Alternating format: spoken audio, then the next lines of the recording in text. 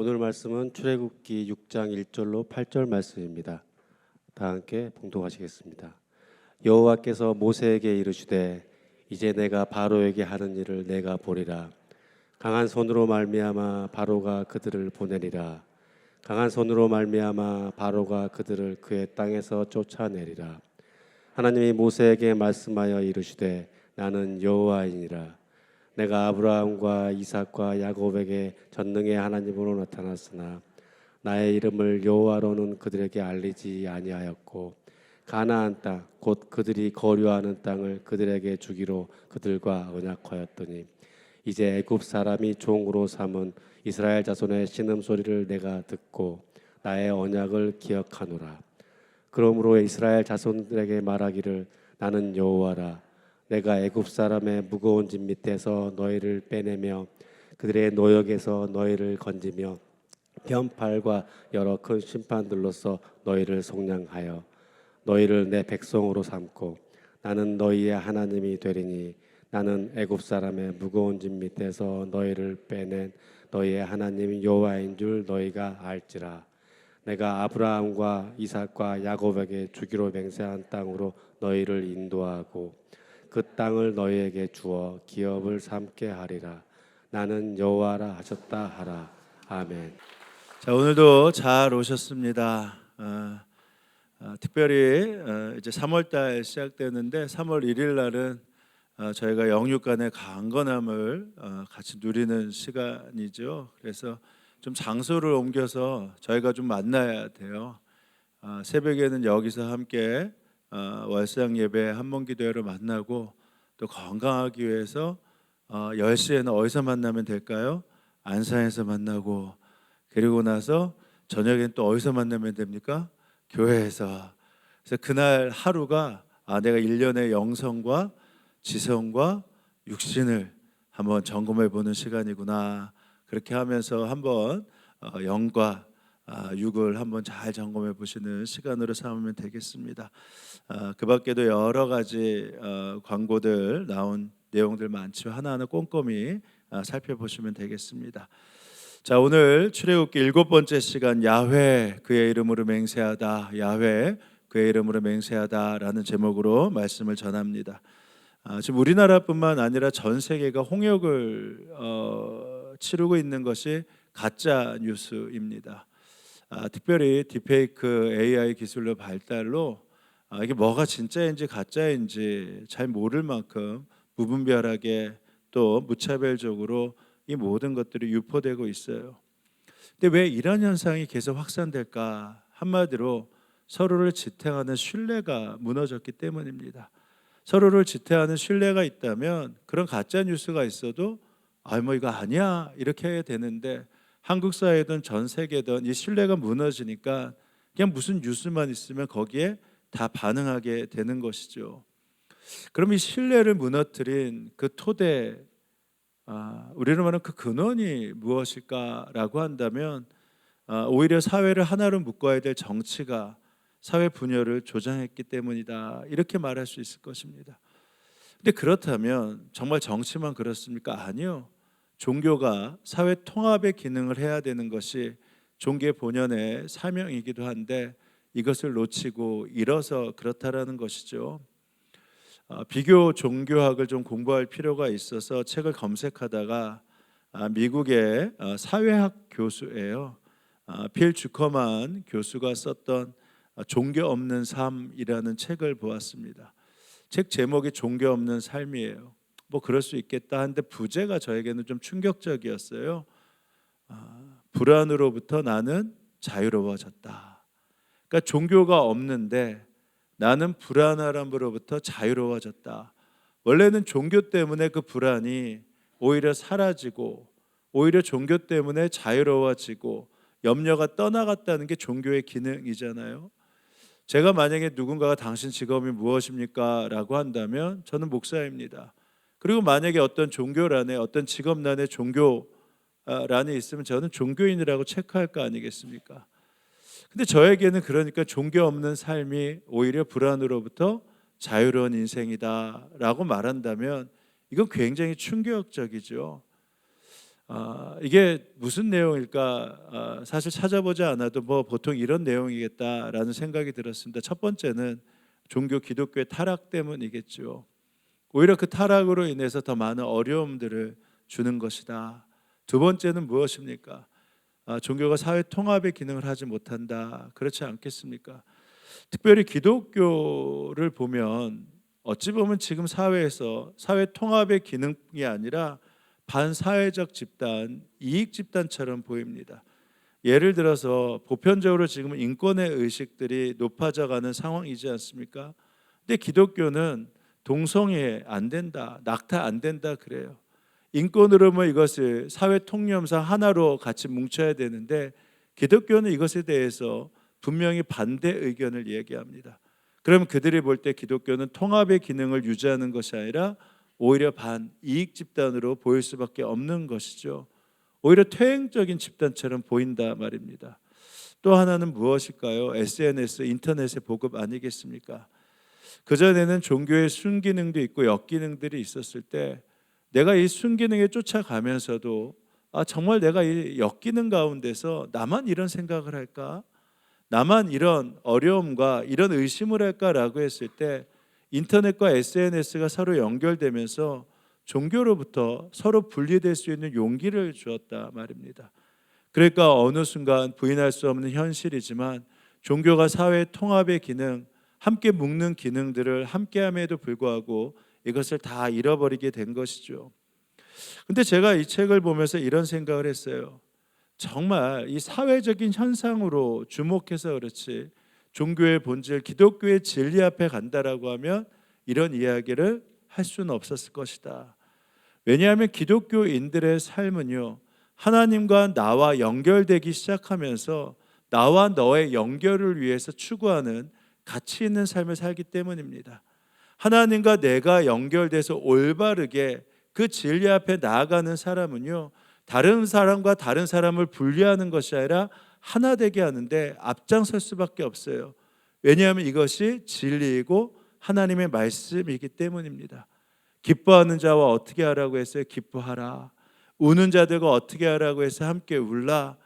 다른 사람의 허물을 사랑으로 덮어줘라. 이웃의 무거운 짐을 함께 짊어줘라. 이것이 바로 하나님의 삶을 쫓아가는 인생의 모습 아니겠습니까? 2024년도 새해를 시작할 때 이런 시를 보게 되었습니다. 안도현 시인의 새해를 여는 기도인데 이런 내용이에요. 새해를 기도하는 마음으로 살아가게 하소서. 근데 그 기도는 나 자신을 위해, 나의 행복만을 위해 기도하는 것이 아니라 한 번이라도 타인, 다른 사람의 행복을 위해 기도하게 하소서. 뭐 이거 우리에게 있어서 특별한 일 아니잖아요. 새해에는 뉘우치게 하소서. 남의 허물을 함부로 가리키는 손가락과 남의 멱살을 무턱대고 잡던 손바닥과 남의 가슴을 향해 날아가던 불건전 주먹을 부끄럽게 하소서. 남을 위해 한 번도 기분 좋게 열어본 적이 없는 이 지갑을 끼니 때마다 아무렇지도 않게 넘쳐버리던 밥이며 국물을 이제는 부끄럽게 하소서. 심지어는 무심코 내뱉은 침 한 방울, 말 한마디가 세상을 얼마나 더럽혔는지 까맣게 몰랐던 것을 부끄럽게 하소서. 우리가 하나님과 나와의 관계가 온전히 회복되면요, 이것이 무엇인 줄 알아요. 이것이 부끄러운 삶이었구나. 기도를 해도 나만 위한 기도가 부끄러운 것이었구나. 남을 위해 지갑을 열 때 선뜻 열지 못한 것이 참으로 온전한 신앙이 아니었구나. 다 깨닫고 안다 말입니다. 새해에는 사랑하게 하소서. 한 사람이 한 사람을 사랑하는 일로 해서 이 세상 전체가 따뜻해질 수 있도록 하소서. 하지만 사랑해요 라는 말 한마디를 차마 꺼내지 못할지라도 오고 가는 눈빛으로 그 사랑을 전하게 하소서. 여러분, 우리가 이걸 놓고 날마다 기도하잖아요. 왜 회개를 합니까? 하나님 앞에 온전하지 못했던 삶을 회개할 뿐만 아니라 하나님이 주신 이 세상에서 이 삶을 살지 못하는 거 우리의 회개이고 우리가 하나님 앞에 부끄럽게 여기는 모습 아니겠습니까? 그러니까 참다운 기독교의 진리 가운데 우리에게 있다면 오히려 사회에서 우리는 통합의 기능을 발휘하며 하나로 묶는 데 앞장설 수 있음을 우리가 분명히 알게 되는 것입니다. 자, 그렇기 때문에 우리가 질문해 봐요. 왜 내가 이 사회의 통합의 기능 가운데 온전히 나아가지 못하나? 그렇다면 먼저 점검해 봐야 될 게 하나님과 나와의 관계입니다. 왜냐하면 하나님과 나와의 신뢰관계가 온전히 회복되어야지만, 그래야지만 이웃을 향해 내가 팔을 뻗칠 수 있거든요. 참 그런데 그것이 의외로 쉽지 않습니다. 왜냐하면 그 기간 동안에 우리는 끊임없이 훈련해야 되기 때문입니다. 신명기 10장에 보면 모세가 출애굽을 다 마치고 이제 광야 40년의 모든 기간을 마무리하고 가나안에 입성에 앞서 그 가나안 땅을 바라보면서 모압 땅에서 이스라엘 백성 1.5세대 2세대들에게 말하는 장면이 나와요. 근데 여러 설교를 하면서 마지막에 하나님을 경외해야 된다, 하나님을 사랑해야 된다, 그리고 하나님을 사랑하면서 이웃과 함께해야 된다라는 말씀을 전합니다. 그러니까 단 한마디가 그거예요. 먼저 하나님을 왕으로 모셔라. 그래야지 너의 삶의 행복이 시작되고 그 행복으로 함께 사는 고아와 과부와 나그네를 돌보는 인생이 된다 이야기를 합니다. 12절에 이렇게 나와요. 이스라엘 자손 여러분, 지금 주 당신들의 하나님이 당신들에게 원하시는 것이 무엇인 줄 아십니까? 그 모든 과정을 겪고 난 다음에 하나님이 원하시는 것, 당신들은 하나님을 경외하고 그의 모든 길을 따르며 그를 사랑하며 마음을 다하고 정성을 다하여 하나님을 섬겨야 됩니다. 근데 그 이유가 뭔지 아세요? 그래야 행복할 수 있습니다. 하나님과의 관계가 온전히 회복돼야지만 남의 허물을 가리키는 손가락이 나를 향하게 되고 오히려 기분 좋게 남을 향해 지갑을 열 수 있습니다. 그 이유가 13절에 정확하게 나와요. 당신들이 행복하게 살도록. 당신들의 억압하고 자유를 억제하기 위해서가 아니라 바로 당신들이 행복하도록. 그래서 오늘 당신들은 하나님의 명령, 하나님의 규례를 지켜야 합니다. 그리고 이를 이어갑니다. 저는 그것들을 지킬 겁니다. 왜냐하면 저는 그 하나님을 누구보다 잘 알기 때문입니다. 그 하나님이 누구보다 나를 사랑하시는 것을 저는 분명히 깨달았기 때문입니다. 이렇게 얘기해요. 근데 잘 들어보세요. 그러면서 그가 보조사를 뭐를 사용하는지 14절에 이렇게 적혀 있습니다. 그렇습니다. 하늘과 하늘 위의 하늘, 땅과 땅 위의 모든 것이 다 주 하나님의 것입니다. 그런데 바로 이 모든 것의 주관자이신 하나님이 오늘 당신들의 조상에게만 마음을 쏟아 사랑하셨으며 많은 백성들 가운데서 그들의 자손인 당신들에게만 오늘 이처럼 택하신 것입니다. 이게 보조사가 만이라는 것을 사용했어요.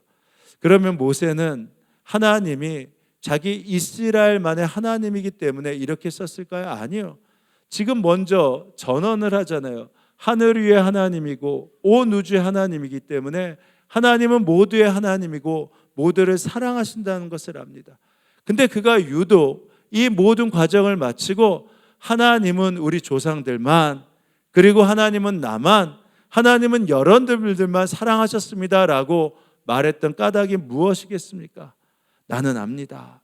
하나님과의 나와의 관계에 있어서 하나님이 나를 얼마나 사랑하셨는지 저는 알고, 그래서 이제는 저도 그 하나님만 사랑하기로 작정하였기 때문입니다. 바로 그것 때문에 보조사 만을 사용한 것입니다. 여러분, 어떤 연인이 있는데요, 자기야, 나는 자기만 사랑해.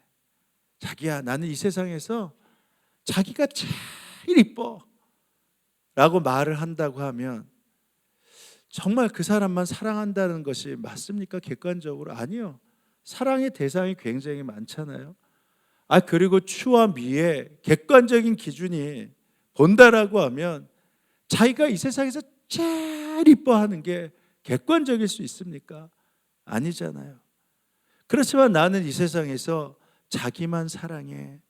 자기가 이 세상에서 제일 이뻐라고 말할 수 있는 것은 바로 본인이 바로 그를 제일 사랑하고 있음을 누구보다 분명히 잘 알고 있기 때문입니다. 이거는 객관적인 기준이 아니에요. 자기만의 진실이고 참인 주관적인 기준입니다. 지금 모세가 그것을 깨달은 거예요. 광야 40년을 마치고 나니까 하나님과의 나와의 관계가 온전히 신뢰가 회복되었는데 하나님이 정말 나만 사랑하셨다. 근데 나도 이제는 하나님만 사랑할 수 있다. 이것이 바로 행복의 비결이다 라고 말을 했던 것입니다. 그렇다면 모세가 정말 하나님을 처음서부터 신뢰하며 하나님을 나의 왕으로 모실 수 있었을까요? 아니요. 하나님의 택함과 모세의 선택 사이에는 분명한 간극이 있습니다. 모세가 쉽게 하나님만 사랑한다 라고 고백할 수 없었어요. 그것이 바로 오늘 본문을 통해 다시 한번 볼 수 있게 되는 것이죠. 이스라엘 백성도 모세도요, 하나님의 택함 사이에 처음부터 너는 내 백성이다라고 말했던 그 가운데서 그들이 즉각적으로 우리도 하나님만 사랑합니다, 하나님만을 선택하겠습니다라고 하지 않았어요. 그 사이의 간극에는 하나님의 기다림이 있었고 바로 그 사이의 간극에는 하나님의 약속이 있었습니다. 하나님의 약속이 변치 않았기 때문에 이스라엘이 모세가 결국은 하나님을 선택할 수 있었다라는 것입니다. 그래서 결론부터 말하자면요, 그 하나님의 택함과 이스라엘의 선택 사이에 이 기다림의 이 간극에는 하나님의 분명한 맹세가 있었다라는 거예요. 자, 지난 시간 말씀드렸듯이 이스라엘과 모세가 하나님이 자신들을 택하셨다는 것을 알게 되죠. 그래서 모세가 바로 앞에 가서 당당하게 얘기합니다. 이제 우리는 출애굽하겠다. 광야에 가서 하나님을 예배하겠다고 합니다. 바로가 듣지 않아요. 하나님의 말씀대로 바로는 마음이 완악해서 오히려 그 신을 무시해 버립니다. 그리고 오히려 더 큰 혹한 노동과 그리고 더 혹한 무시를 그들에게 가하죠. 결국은 그로 인해서 이스라엘 백성이 어떻게 합니까? 오히려 그들에게 혹한 노동과 무시와 두려움을 주는 바로를 욕하는 것이 아니라 그 동기의 제공자였던 모세를 욕하기 시작합니다. 모세가 견딜 수 없었어요. 하나님 앞에 가죠. 하나님, 어떻게 이런 일이 있습니까? 더 이상 저는 할 수 없습니다 라고 쉽게 포기해 버립니다. 그때 하나님은 그 원망 앞에서도 어떻게 이렇게 연약하냐, 아니 내가 어떻게 이렇게 힘을 보여줘도 너와 너의 백성들이 이렇게 쉽게 포기하고 이렇게 쉽게 원망하냐, 오히려 다른 선택을 하겠다라고 하는 것이 아니라 하나님의 택함은 점점 더 강화되기 시작합니다. 오늘 그것이 나타나요. 오늘 22장 5장 22절의 마지막에 이렇게 얘기하죠. 하나님은 어떻게 이렇게 우리를 모질게 대하십니까? 우리가 오히려 더 어려워졌습니다. 그때 하나님께서 말씀하세요. 내가 처음서부터 얘기했잖아. 모세가 너희들 쉽게 내어주지 않는다고 했잖아. 오히려 더 모세가 오히려 바로의 마음이 더 강팍해지고 악해진다고 했잖아. 근데 왜 자꾸만 내 말을 의심해? 라고 하시면서 1절에 이렇게 얘기해요. 주님께서 모세에게 말씀하셨다. 이제 너는 내가 바로에게 하는 일을 보게 될 것이다. 이제 너는 누가? 주어가 누구예요? 모세입니까? 내가, 하나님이 바로에게 하는 일을 보게 될 것이다. 틀림없이 그는 강한 손에 밀려서 그들을 내보내게 될 것이다. 강한 손에 밀려서야 그들을 이 땅에서 내쫓다시피 할 것이다. 내가 바로와 상대하고 바로는 나의 강한 힘 때문에 결국은 별 수 없이 너희들을 내보내 줄 것이다 라고 얘기합니다. 먼저 모세를 바로 잡죠. 너가 싸우는 게 아니야. 내가 싸우는 거야. 나와 바로가 싸우는 것이고 이집트의 신과 내가 싸우는 것이야. 근데 이미 승패가 결정났어. 바로 그들은 처절하게 패하고 말 거야. 별 수 없이 너희들을 내보내는데 이제는 제발 좀 빨리 나가라고 그렇게 말할 것이야 라고 얘기합니다. 그러나 그럼에도 불구하고 모세는 쉽게 그 말에 수긍하지 않습니다. 하나님의 택하심의 약속 앞에서도 원망과 의심의 눈초리를 거두지 않습니다. 바로 그것을 아는 주님이 뜻밖에도 오늘 3절에 보면 자신의 이름을 말씀해 주십니다. 나는 여호와라. 근데 우리는 이제는 그냥 여호와라는 사실을 잘 알고 있는데요, 이게 얼마나 특별한 상황인 줄 아십니까? 2절과 3절에 보면 이렇게 나와 있어요. 하나님이 모세에게 말씀하여 이르시되 나는 여호와니라. 자, 그 다음에 3절에 보면 내가 아브라함과 이삭과 야곱에게 전능의 하나님으로 나타났으나 나의 이름을 여호와로는 그들에게 알리지 아니하셨고. 자, 그렇다면 이 말은 무엇이 되죠? 그동안 하나님이 이스라엘과 함께 하셨고 야곱과 함께 하셨고 이삭과 함께 하셨고 아브라함과 함께 하시면서 자기의 이름을 말씀하셨어도 나는 전능의 하나님이라고 말씀하셨지 자기의 이름은 얘기하지 않으셨다는 거예요. 지금 의심과 그리고 원망의 의심을 눈초리를 거두지 않은 모세에게 처음으로 내가 나의 이름을 알려주마 하면서 내 이름이 여호와다라고 말씀하셨다라는 것입니다. 왜 그렇다면 하나님께서 모세에게 지금 이 시점에서 자신의 이름을 알려주셨을까요? 먼저 여기서 우리가 좀 알고 넘어갈 게 있습니다. 하나님의 이름이 뭐라고 했죠? 자기의 이름을 뭐라고 하셨어요? 여호와. 근데 진짜 여호와라는 게 맞습니까? 하나님의 이름이? 하나님의 이름이 뭐죠? 야훼. 야훼가 맞습니까? 분명히 하나님이 자신의 이름을 알려주셨어요. 근데 십계명에 보면 하나님의 이름을 망령되이 일컫지 말라라고 해서 그 다음부터 유대인들은 하나님의 이름을 직접 하나님이 알려주셨음에도 불구하고 하나님의 이름을 함부로 적을 수가 없었어요. 그래서 하나님의 이름을 감히 말을 할 수 없어서 하나님이 말씀하셨을 때 그냥 아도나이 주님 이렇게 부르기 시작했습니다. 그리고 하나님의 이름을 감히 적을 수가 없어서 자음만 적기 시작했어요. 화면에 보면 히브리어로 이렇게 나와 있는데 저게 요드 해 바브 해입니다. 그러니까 우리가 보면 기역, 니은, 디귿, 리을, 미음, 자음이 있는 것처럼 히브리어도 자음과 모음으로 되어 있거든요. 알렙, 길멜, 달레트, 해, 바브, 자인, 해, 요드, 카프, 라메드, memnun, 사벡, 아베케, 차이, 코포레시, 슈진타오 이런 것처럼 자음이 있어요. 근데 하나님의 이름을 알려주셨는데 이스라엘 백성들이 감히 하나님의 이름을 이야기할 수 없어서 거룩한 네 글자라고 하면서 이 이름까지 필사할 때도 목욕을 하고 나서 이 자음 네 개만 적었어요. 요드, 해, 바브, 해 이렇게 적었습니다. 근데 이게 시간이 지났네요.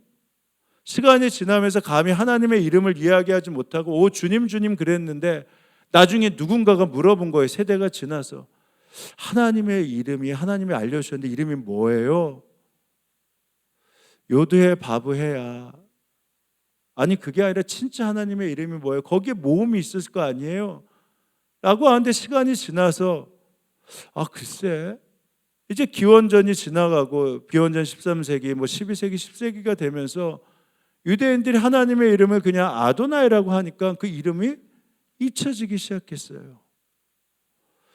그래서 그들이 아도나이 주님이라고 불렀던 그것을 모음 삼아서 그냥 요드 해 바브 해를 거기에 모음을 아도나이를 쳐서 그냥 야훼라고 부르기 시작했습니다. 그러니까 어떻게 보면 우리가 하나님의 이름이 야훼라고 누군가가 이야기하는데 그것도 정확하지가 않아요. 아마 그럴 것이라고 추측하는 것이죠. 근데 분명한 것은 그렇기 때문에 지금 이 시간에 하나님의 이름이 여호와야 하나님의 이름을 야훼로 불러야 된다. 여기에 대해서 그렇게 주목할 필요가 없습니다. 하나님이 말씀하셨다면 그것을 우리가 얼마든지 다시 알 수 있어요. 그렇다고 그러면 진짜 여기서 주목할 것이 무엇이죠? 왜 하나님이 자신의 이름을 친히 이 시점에서 알려주셨냐? 이것이 더 중요하다라는 것입니다. 그 전에 어느 누구에게도 자신의 이름을 알려주시지 않고 그저 그냥 나는 전능의 하나님이야 라고 말씀하셨던 주님이 왜 여호와다, 내 이름은 여호와다라고 알려주셨을까요? 그 이유가 무엇일까요? 바로 그것이 4절서부터 보면 알 수 있습니다. 그것은 무엇이냐? 내가 내 이름을 걸고 맹세하겠는데 반드시 너희들을 내가 구원할 거야. 의심하지 마. 걱정하지 마. 내가 반드시 너희를 애굽에서 출애굽시켜 내가 약속한 가나안으로 이끌 거야. 근데 그것을 그냥 하는 것이 아니라 내가 내 이름을 걸고 맹세하는 거야. 이렇게 말씀하시는 겁니다. 그래서 처음에 내 이름이 뭔지 알아? 내가 아무에게도 알려주지 않는데 너에게만 알려줄게. 내 이름은 여호와야 라고 하면서 4절이 이렇게 이어집니다. 가나안 땅 곧 그들이 거류하는 땅을 그들에게 주기로 그들과 언약하였더니 이제 애굽 사람이 종으로 삼은 이스라엘 자손의 신음소리를 내가 듣고 나의 언약을 기억하노라. 그것이 무엇이에요? 내가 너희들을 구원하겠다. 그러므로 이스라엘 자손에게 말하기를 나는 여호와라. 내가 애굽 사람의 무거운 짐 밑에서 너희를 빼내며 그들의 노역에서 너희를 건지며 편팔과 여러 큰 심판들로 너희를 속량하며 너희를 내 백성으로 삼고 나는 너희의 하나님이 되리니 이제 너희는 내 백성이 되고 나는 너희의 왕 하나님이 되리니 나는 애굽 사람의 무거운 짐 밑에서 너희를 빼낸. 이게 지금 무엇이에요? 현재형과 미래형이 아니라 과거형서부터 말씀하시는 겁니다. 과거와 현재와 미래이신 하나님이 너희의 하나님 여호와인 줄을 내가 알리라. 그래서 3절에서 나는 여호와야 라고 말씀하시고 그리고 너희들을 반드시 구원할 것이야 약속하시면서 내가 여호와다 라고 말씀하시는 거죠. 그러니까 이를테면 이런 겁니다. 하나님이 당신의 이름을 걸고 맹세하는 거예요. 어느 순간 예를 들어서 제가 임재웅이에요. 근데 그 이름을 잘 적지 못하고 그냥 이응 지읒 이응만 됐어요. 나중에 보니까 임재웅이었는지 이주였는지 이재우였는지 잘 몰라요. 근데 한 가지는 분명히 알 수 있다라는 거예요. 그 이름을 걸고 맹세한 것이 있어. 하나님이 말씀하시는 겁니다. 내 이름을 걸고 맹세했는데 그것이 무엇이냐? 내가 너희를 구원해 낼 것이야. 반드시 구원해 낼 것이야. 여러분, 사람들 자기의 이름을 걸고 맹세하면요, 그것을 믿어야 됩니다. 의심하지 말아야 됩니다. 내가 내 돈을 걸고 맹세해, 내가 내 명예를 걸고 맹세해, 내가 내 상황을 걸고 맹세한다라고 하면 의심할 수 있어요. 그러나 자신인 이름을 걸고 맹세한다면 그것이 믿어져야 됩니다. 왜냐하면 어느 누구도 자기의 이름을 함부로 걸면서 거짓을 표하고 잘못된 길을 걸어가지 않기 때문입니다. 그러니까 누군가가 자기의 이름을 걸고 맹세한다라고 하면 의심이 돼도 믿어야 돼요. 자기의 이름을 걸고 생명을 걸고 맹세했는데 그것을 지키지 않을 리가 없다라는 것이죠. 만약에 자기의 이름까지 걸고 맹세했는데 그것을 의심한다, 그것에 대해서 의심을 표한다라고 한다면 오히려 내 마음을 살펴봐야 됩니다. 어느새 내가 이렇게까지 살게 되었나, 이렇게까지 의심하는 인간이 되었나 라고 살펴봐야 되는 것이죠. 하나님께서 자기의 이름을 걸고 맹세하세요. 모세에게 말씀하시는 겁니다. 내 이름을 걸고 맹세해. 나는 너희를 구원할 거야. 그렇다면 이 약속이 이루어지지 않는다면 어떻게 됩니까? 하나님은 가짜라는 것이 돼요. 파라오의 속박에서 그들을 해방하지 못한다면 그 약속한 신은 가짜가 되는 것입니다. 그리고 이 약속이 이루어진다면 그 이름에 걸맞는 능력이 되는 것입니다. 지금 하나님이 당신의 이름 야훼, 그 이름으로 맹세하시는 거예요. 자, 그렇다면 모세가 어떤 마음이 들었을까요? 아, 하나님이 이름을 걸고 맹세하니까 진짜 하시겠구나 라는 생각이 들지 않겠습니까? 모세가 즉각적으로 반응해요. 다시 이스라엘 백성에게 갑니다. 하나님이 맹세하셨어. 하나님이 반드시 구원하신다고 하셨어. 그러니까 하나님이 우리를 이끄실 것이야 라고 했어요. 그러면 이스라엘 백성들의 반응이 진짜 하나님이 하시겠구나 라고 다시 힘을 얻고 회복하고 우리를 구원하시겠구나 하면서 하나님을 찬양할 것 같은데 전혀 반응은 딴 반응이 나옵니다. 그런 말 하지도 마, 이 말이에요. 내가 아브라함과 이삭과 야곱에게 주기로 손을 들어 맹세한 그 땅으로 너희를 데리고 가서 그 땅을 너희에게 주어 너희의 소유가 되게 하겠다. 나는 주다. 이렇게 하면서 하나님의 맹세를, 하나님의 이름을 걸고 맹세하셨다라고 전했는데요, 모세가 이스라엘 자손에게 이와 같이 전했으나 그들은 무거운 노동에 지치고 기가 죽어서 모세의 말을 들으려 하지 않았다. 그러니까 지금 이스라엘 백성의 영적인 상태, 심리적 상태가 어떤 줄 알겠죠. 그렇다면 모세라면, 직접 하나님의 음성과 하나님의 이름을 들었으니 모세라면 어떻게 해야 됩니까? 당신들이 믿지 않아도 나는 믿을 거야, 걱정하지 마, 하나님이 하실 거야 라고 할 것 같은데, 모세도요, 이스라엘 백성의 반응이 하나님이 이름을 걸고 맹세하신 그 약속보다도 더 크게 보입니다. 이스라엘 백성의 반응이요, 상황이요, 하나님의 이름보다도 더 명확해 보여요. 그래서 어떻게 합니까? 하나님이 이름을 걸고 맹세하셨지만 저는 포기하렵니다. 저는 그 맹세대로 제가 살 수가 없습니다 라고 하면서 12절에 이렇게 이야기합니다. 이에 모세가 하나님께 아뢰었다. 이스라엘 자손도 저의 말을 듣지 않는데 어찌 바로가 저의 말을 듣겠습니까? 저는 입이 둔하여 말을 할 수 없습니다. 이스라엘 백성의 반응에 모세는 또 즉각적으로 하나님의 맹세를 의심합니다. 그리고 그 핑계를 제가 입이 둔하여 말할 수 없습니다. 이미 3장에서 결론 났잖아요. 그런데 또 그 핑계를 대기 시작합니다. 근데 서두에 말씀드린 대로 이런 모세가요, 신명기 10장에 보면 어떻게 합니까? 그 하나님을 온전히 신뢰합니다. 행복의 비결이 어디서부터 시작되는지, 하나님을 나의 왕으로 삼으며 그 바른 관계 가운데 이웃과의 관계가 온전히 회복됨을 알고 그것이 바로 행복임을 이스라엘 백성들에게 전하기 시작합니다. 하나님을 경외하라, 하나님을 따라라, 하나님을 왕으로 모셔라.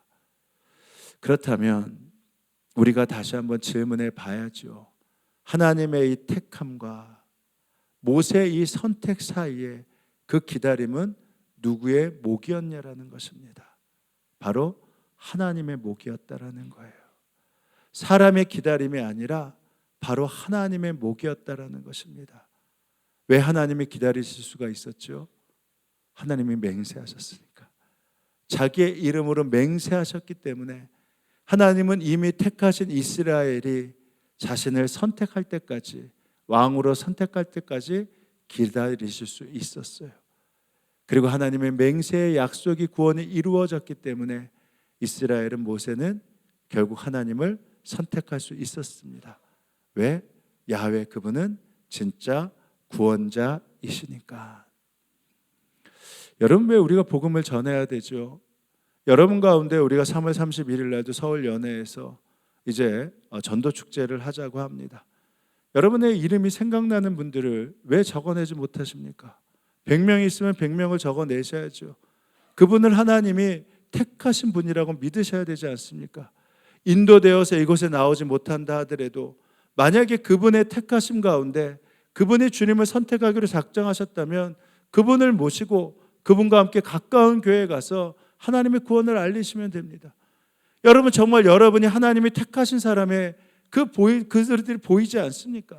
여러분의 가족이 보이지 않으세요? 여러분의 친척이 보이지 않으세요? 여러분 앞에 함께하는 분들이 보이지 않습니까? 그분의 이름을, 하나님의 택하심을 믿고 적어내야죠. 그래야지만 그 택하심 가운데 그들이 하나님을 선택할 때까지 이제는 하나님이 기다리시겠구나, 하나님이 이들을 선택하셨으니 하나님이 끝까지 맹세하시면서 이들을 구원으로 약속하시겠구나 라는 그 기대가 있는 것이죠. 그 기대가 있다면 이름을 적어내는 것이 고민이 아니라 도대체 이 많은 사람들을 어떻게 적어낼까? 그것이 우리에 있어서 기대이고 감사이지 않겠습니까? 하나님의 택하심이 나뿐만이 아니라 여러분의 남편이고 여러분의 아내고 여러분의 자녀라면, 그렇다면 즉시에 그들이 하나님을 선택하며 반응하지 않다 하더라도 여러분의 마음 가운데 그들의 이름이 새겨지고 여러분의 마음 가운데 그들이 생각난다면 그것은 하나님의 택하심 아니겠습니까? 하나님이 택하셨기 때문에 여러분에게 그 마음을 주셨고 그 기도를 주셨고 그 소망을 주시지 않았겠습니까? 반응하는 것을 걱정하지 마십시오. 하나님은 기다리세요. 모세를 기다리셨고 이스라엘을 기다리셨다 말입니다. 아니, 오늘 본문에 보세요. 모세가 그토록 얘기해도 이스라엘 백성들이 들으려 하지 않았대요. 들으려 하지 않았대요. 그러나 신명기 10장은 어떻습니까? 그들도 동일하게 하나님을 선택했다 말입니다. 왜냐하면 기다림은 여러분의 목이 아니에요. 하나님의 목입니다. 하나님은 자신의 이름으로 맹세했기 때문에 그 기다림은 하나님의 맹세이고 하나님의 구원의 성취의 과정입니다. 경상대학교 식품축산학과 교수인 주선태 교수님이 계세요. 이분이 책을 쓴 게 있는데 고기 먹는 채식이라는 책도 있습니다. 저한테는 굉장히 좋은 것이죠. 고기도 채식과 같이 어떻다? 좋다. 먹는 것이 좋다. 그래서 저는 이 책이 굉장히 좋습니다.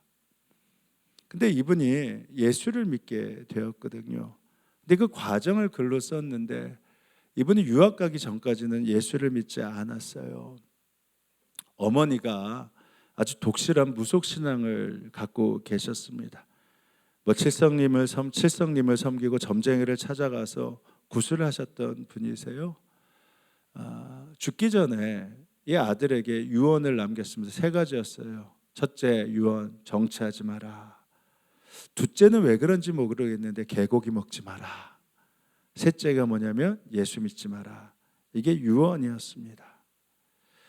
근데 이분이 유학을 갔어요.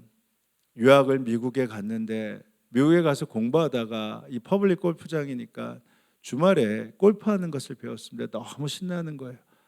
근데 딸을 계속 데리고 다닐 수 없어서 그 당시에 한국 교포 사회를 보니까 다 교회를 가서 이 딸을 교회 다니게 했죠. 근데 어느 날인가 이제 이 딸을 보내고 골프를 치고 그렇게 했는데 딸이 크리스마스가 되었는데 이 딸 소영이가 아빠한테 심각하게 말을 하는 겁니다. 아빠, 교회에서 나는 아빠가 없는 줄 알아. 왜냐하면 맨날 교회만 가게 하고 본인이 골프를 치니까. 그래서 이 말에 충격을 받았죠. 나도 내 딸의 아빠다 라고 보여주기 위해서 크리스마스 그 행사에 교회에 갔습니다. 근데 교회에 갔는데 그 크리스마스 때 이분이 주님을 만났어요. 예수 그리스도가 구원자라는 것을 알았습니다. 예수 믿어야 구원받는다는 이 진리 앞에 하나님과 자신이 예수 그리스도를 통해서 연결되기 시작했습니다. 근데 이분의 문제가 생긴 거예요. 어머니의 말을 거역했어야 됩니다. 제삿날이 왔는데 엄마가 예수 믿지 말라고 했는데 근데 제사를 하면서 어떻게 할 수가 없었어요. 왜냐하면 그가 하나님과 연결되었기 때문에 더 이상 하나님을 외면할 수가 없었습니다. 진짜 구원자이신 그분을 외면할 수 없었어요. 그래서 제사장을 차리죠. 그리고 엄마가 앞에 있는 것처럼 대화하기 시작했습니다. 제가 읽어드릴게요. 자정 무렵 엄마와 단둘이 앉았다. 한동안 말을 못하고 있었다. 눈물이 줄줄 흘러나왔다. 그냥 울기만 했다. 그러다가 말문을 열었다. 엄마가 틀렸어. 이제부터 나 엄마 말, 이때까지 엄마 말 잘 들었지. 나 엄마의 멋진 아들이었잖아. 그러니까 이번에는 엄마 내 말대로 좀 해봐. 내가 엄마보다 더 똑똑하고 더 많이 배웠잖아. 엄마보다 더 현명하게 살라고 그렇게 힘들게 나 가르쳤잖아. 그래서 엄마 아들 박사 되고 교수 됐잖아. 이제 엄마보다 더 똑똑한 아들 말 들어줄 수 없을까? 엄마가 잘못 알았어. 엄마가 우리 집에서 굿할 때 동네 사람들이 다 쳐다보는 게 창피했는데도 내게 무당히 이리저리 일 시키고 절하게 할 때 내가 엄마 시키는 대로 다 절했지. 왜? 내가 창피해도 엄마가 원했으니까. 대학생 아들이 엄마가 시키면 창피한 것도 무릅쓰고 다 한다고 하면 그만큼 효자라고 으쓱대는 엄마 모습 보고 싶어서 그랬어. 그래서 무당이 시키는 대로 다 했어. 경동시장에서 엄마가 자라 사들고 그 물통에 들고 버스 몇 번을 타고 가면서 대성리 팔당 때문에 방생할 때 혼자 가는 엄마가 안쓰러워 엄마 모시고 나도 많이 따라다녔잖아. 강물 속으로 들어가는 자라 보면서 두 손 모으고 허리 숙여 절하라고 하면 나도 그랬잖아. 엄마가 좋아서 그랬어. 근데 이제 엄마 차례야. 엄마. 그 잘난 아들이 하나님께 선택되었어. 엄마가 그렇게 싫어했던 예수장이가 되었어. 엄마가 그랬지. 이런 것은 인력으로 어쩔 수 없는 것이라고. 어쩌면 좋을까 엄마. 엄마 버려두고 나 혼자 하나님께 갈까? 엄마가 믿었던 미신들 다 버리고 이제 엄마가 나랑 같이 교회 가면 안 될까? 그동안 엄마가 좋아하니까 내가 엄마 쫓아갔듯이 이제 엄마가 이 똑똑한 교수 아들 쫓아오면 안 될까? 엄마 같이 가자. 이제 엄마 교회 하나님 만나러 같이 가자. 응?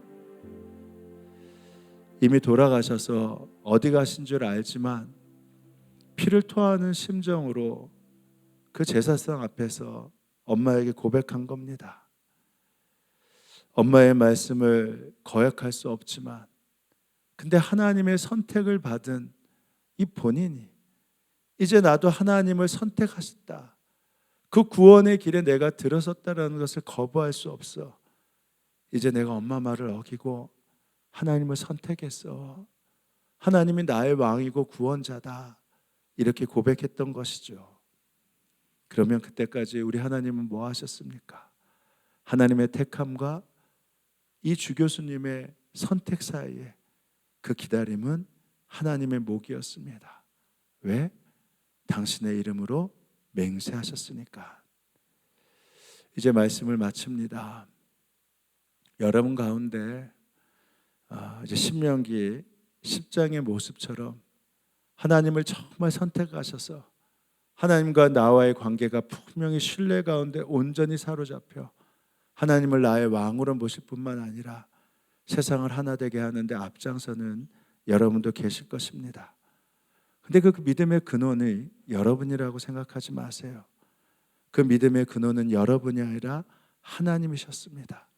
하나님이 택하셨고 기다리셨기에 여러분이 하나님과의 온전한 관계를 맺을 수 있었다라는 것입니다. 여러분 그렇다면 꼭 그런 분들만 있는 거 아니잖아요. 심지어 이 자리에서도 여전히 의심과 원망의 눈초리를 거두지 못하면서 정말 하나님이 나의 왕이 되실까? 하나님이 택하셨다고 하더라도 하나님이 나의 왕이 될 수 없다. 그렇게 생각하면서 여전히 더 좋은 것들을 향하여 나아가는 그러한 분들 계시지 않을 겁니까? 근데 괜찮습니다. 이미 이 자리에 여러분이 계시다면 하나님이 여러분을 택하신 것입니다. 그리고 여러분이 하나님을 나의 왕으로 선택하실 때까지 그 기다림의 목은 하나님입니다. 왜냐하면 야훼 그의 하나님은 당신의 이름으로 맹세하셨고 당신의 이름으로 구원하실 수 있는 능력의 하나님이시기 때문입니다. 여러분 마찬가지예요. 여러분의 마음 가운데 하나님의 택하심을 바라며 하나님의 택하심 가운데 있는 여러분의 간절한 기도 제목, 여러분의 남편과 자녀와 자녀들, 도대체 언제 하나님을 택하실까? 도대체 언제 그 시간이 올 것인가? 라고 의심하게 될 때도 걱정하지 마십시오. 하나님의 택하심이 있다면 반드시 하나님은 그들 기다리고 계실 겁니다. 그리고 그들은 결국 하나님을 선택하여 우리와 같이 하나님을 왕으로 모시며 바로 하나님과의 나와의 온전한 관계 가운데 세상을 향해 나아갈 수 있는 축복의 통로가 될 것입니다. 바라기는 그 놀라운 사랑 앞에 머리를 조아려 예수님을 나의 왕으로 고백할 뿐 아니라 바로 우리가 축복의 통로가 되고 하나님의 기다림 앞에 내 자녀와 내 남편과 내 가족을 올려드리는 그 믿음과 기대가 충만한 여러분 되길 주의 이름으로 축원합니다. 이제 기도하실 때 이렇게 기도합니다. 하나님께 택하시고 제가 하나님을 선택하여 왕으로 모실 때까지 기다려주시고 함께해 주신 감사합니다. 하나님, 이제 내 가족과 내 자녀들을 하나님 앞에 올려드립니다. 하나님의 맹세는 결코 철회될 것이 아니오니 하나님의 약속하신 그 약속대로 기다려주시고 하나님 선택할 때까지 그의 마음을 움직이시고 보호하여 주옵소서. 우리 이렇게 함께 기도하며 나아갑니다. 기도하시겠습니다. 하나님 아버지, 하나님께서 주시고자 하는 놀라운 은혜와 약속들을 믿고 나아갑니다. 하나님 아버지, 하나님의 맹세가 철회되지 않음을 믿습니다. 기다려주시고 이 진리 앞에 무릎 꿇고 주님 품에 돌아오는 기쁨을 속히 허락하여 주옵소서.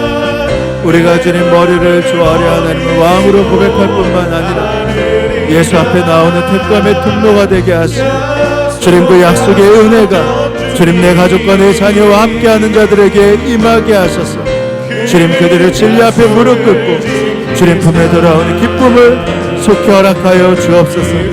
그리하여 행복을 함께 누리게 하시고 그 은혜를 함께 누리며 나아갈 수 있도록 주님 함께하여 주옵소서. 그 주님을 기대하고 찬양합니다. 주님, 당신의 무한한 사랑으로 우리를 포기하지 않고 자녀 삼아 주시니 감사합니다.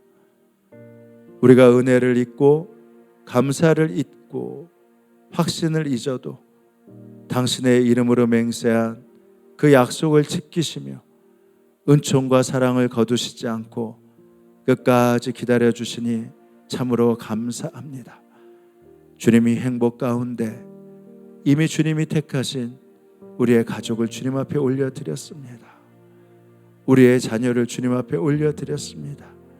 주님, 이들을 택하시고 맹세하신 당신의 이름으로 맹세하신 그 맹세를 철회하지 않음을 믿사오니 기다려주시고 속히 이 진리 앞에 무릎 꿇고 주의 품에 돌아오는 기쁨을 속히 허락하여 주셔서 주님, 참다운 행복이 무엇인지를 함께 알고 누리게 하여 주옵소서. 주님, 오늘도 북한을 위해 기도합니다. 북한 땅이 주께 돌아오길 위해 숨죽여 기도하는 북한 땅에 있는 믿음의 성도들에게 오늘도 이길 힘을 더하여 주시고 이제 북한이 더 이상 전 세계를 향해 무모한 전쟁을 벌이지 않도록 친히 막아 주옵소서. 주님, 전 세계가 여전히 전쟁과 테러로 무고한 생명이 학살되고 죽어갑니다. 하나님께서 막아주시고 특별히 복음을 전하기 위해 나아가 계신 우리 선교사님들, 그들을 통해 복음의 능력이 나타나게 하여 주옵소서. 병환 가운데 있는 성도들에게 은총을 베풀어 주시고 넘어진 자 예수의 이름으로 일어나 걷게 하여 주옵소서. 오늘 주님께 감사하여 허락하신 것의 일부를 떼어 봉헌합니다. 주께서 이미 하나님의 것이 무엇인지 내 것이 무엇인지 말씀하셨사오니 주님, 더 이상 의심하지 않고 온전하게 하나님의 것과 내 것을 구별하게 하시고 그럴 때 주시는 은혜와 축복, 마르지 않는 넘치는 사랑을 더하여 주옵소서. 감사드리며 예수님의 이름으로 기도합니다. 아멘. 자, 우리 다 함께 일어나셔서 우리 옆에 분들과 함께 이렇게 인사합니다. 당신은 좋은 땅입니다. 이렇게 인사하시겠습니다. 그래서 함께 더 말합니다.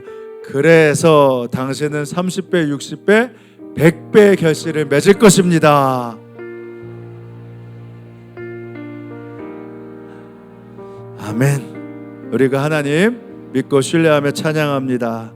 하나님은 한 번도 나를 실망시킨 적이 없으십니다.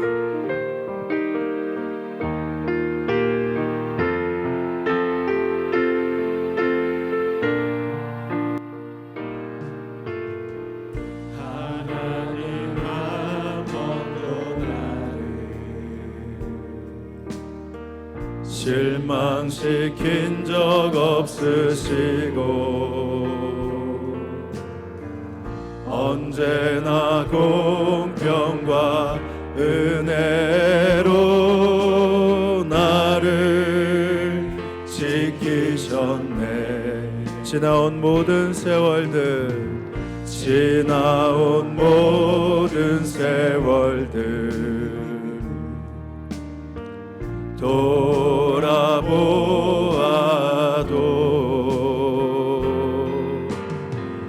그 어느 것 하나 주의 손길 안 미친 것 전혀 없네. 오 신실하신 주, 오 신실하신 주,